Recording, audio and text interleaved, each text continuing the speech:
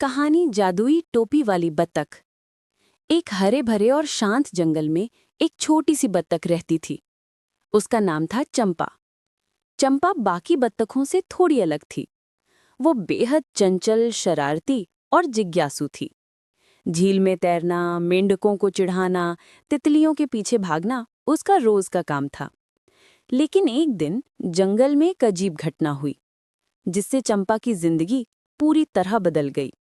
झील के किनारे एक पेड़ की जड़ों में कुछ चमकती हुई चीज पड़ी थी। चंपा ने सोचा, ये क्या हो सकता है? वो नजदीक गई और देखा कि एक अजीब सी पुरानी टोपी वहां पड़ी है। टोपी सुनहरी धागों से बनी थी और बीच में एक लाल रत्न चमक रहा था। चंपा ने हंसते हुए टोपी अपने सिर पर रख ली। वाह, मैं कितनी स्मार्ट लग रही हूं। जैसे ही टोपी उसके सिर पर गई, अचानक जंगल में हवा तेज हो गई, पत्ते उड़ने लगे और रत्न चमकने लगा। और तभी टोपी से आवाज आई, ओ बत्तख, अब तुम मेरे मालिक हो। मैं तुम्हें जादुई ताकतें दूंगी। चंपा हैरान थी। टोपी बोल रही है? टोपी बोली, हाँ, मैं जादुई टोपी हूं। जो मुझे पहनता है उसकी हर ख्वाहिश पूरी होती है। मगर ध्यान रखना, शक्ति का सही उपयोग करना। चंपा की आंखों में चमक आ गई। उसने सोचा, अब तो मैं जंगल की सबसे बड़ी शरारती बनूंगी। सबसे पहले उसने सोचा, काश झील का सारा पानी गुलाबी हो जाए। और देखते ही देखते झील का पानी गुलाबी शरबत बन गया। सारे जानवर दंग रह गए। ये क्या हो गया? पानी तो मीठा हो गया। चंपा खिलखिलाकर हंसने लगी। अगले दिन उसने टोपी पहनकर कहा, काश सारे खरगोश इंद्रधनुषी रंगों के हो जाएं।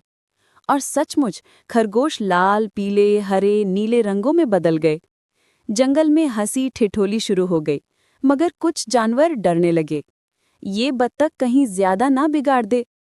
एक दिन चंपा ने सोचा, आज सबसे मजेदार शरारत करूंगी। उसने टोपी पहनकर कहा, काश सारे पेड़ उड़ने लगे। और सचमुच जंगल के पेड़ अपनी जड़ों से उठकर उड़ने लगे। हाथी, बंदर, हिरन सब घबरा गए।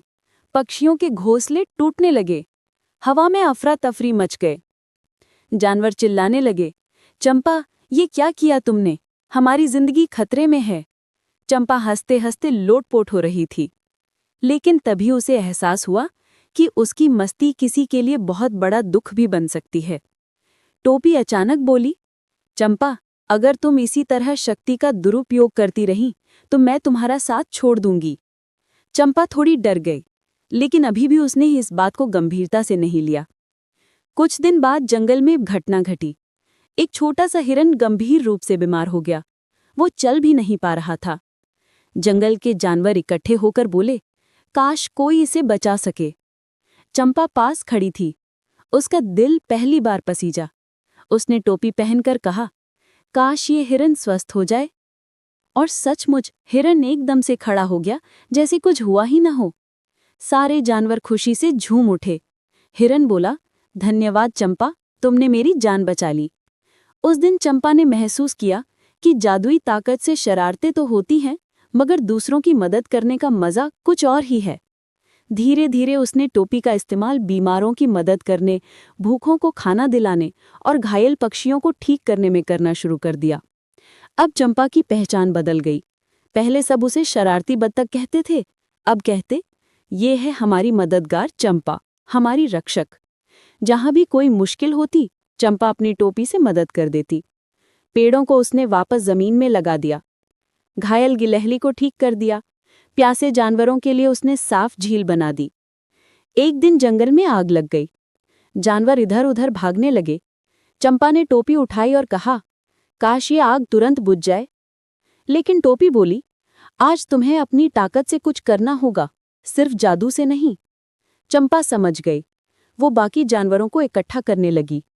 चलो सब मिलकर काम करें। तुम पानी लाओ, तुम मिट्टी डालो, हम मिलकर आग बुझाएंगे। सारे जानवर मिलकर काम करने लगे। आखिरकार आग बुझ गई। टोपी मुस्कुराई और बोली, चंपा, अब तुमने साबित कर दिया कि तुम ताकत का सही उपयोग जानती हो। चंपा अब जंगल की नायिका बन चुकी थी। वो अब शरारती नहीं, बल्कि मददगार कहलाती थी। उसने सीखा कि ताकत का असली मजा दूसरों को खुश करने में है, ना कि सिर्फ खुद का मनोरंजन करने में। सारे जानवरों ने मिलकर चंपा के लिए गीत गाया, हमारी चंपा, हमारी रक्षक, जादुई टोपी वाली बत्तख। और इस तरह जंगल में हमेशा खुशी और शांति बनी रही। इस कहानी से हमें ये सीख मिलती है, शक्ति या हुनर चाहे बड़ा या छोटा, अगर हम उसका उपयोग दूसरों की भलाई के लिए करें तो दुनिया हमें हमेशा याद रखती है।